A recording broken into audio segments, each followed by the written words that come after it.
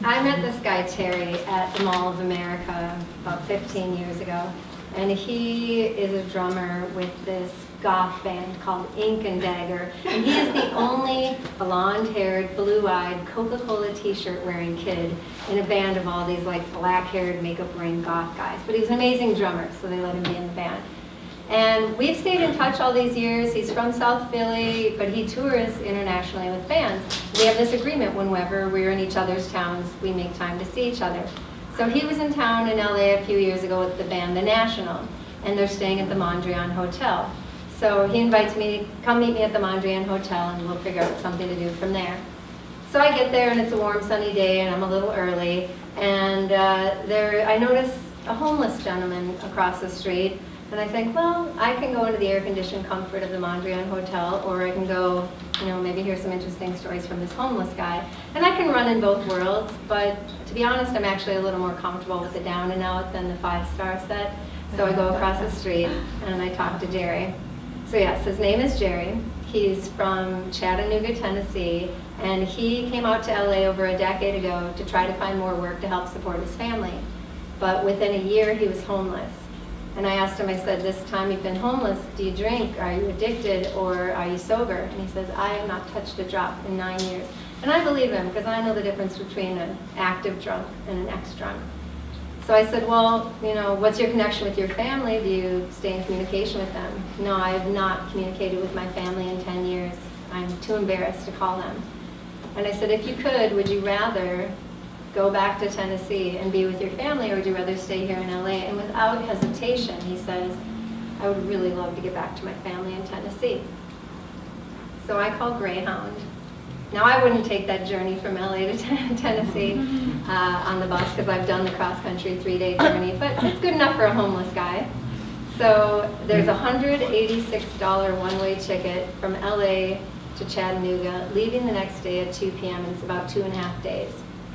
So I tell him, look, if you're interested, meet me at the Hollywood Greyhound, and I'll put you on that bus.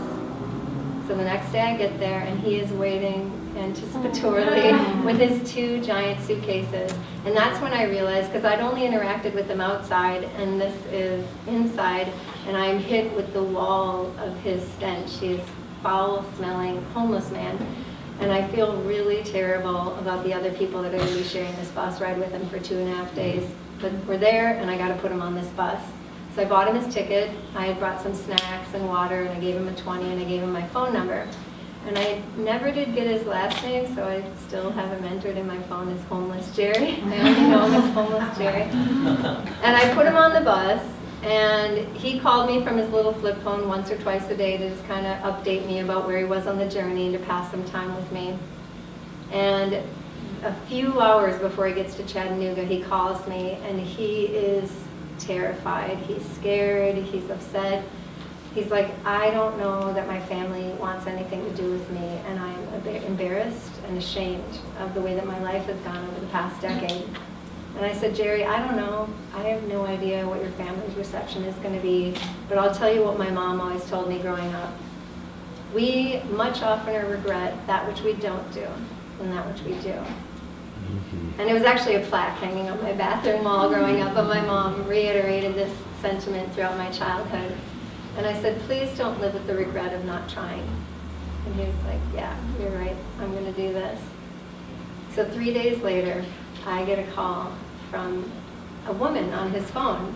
And I don't really understand what she's saying, because she's shaking, she's nervous, she's upset, she's crying. And she is thanking me for reuniting her with her father and the grandfather of her children who have never met him after a decade. They just assumed he was dead. They had no idea if he was alive or dead. And she was very grateful and said, can I pay you back, the $200 for the ticket? And I said, I think he just gave me my money's worth, so don't worry about it. So we finished up the conversation, and a few months later I get a call from Jerry. And he has his own apartment near his family, and he has a full-time job working as a landscaper in Chattanooga.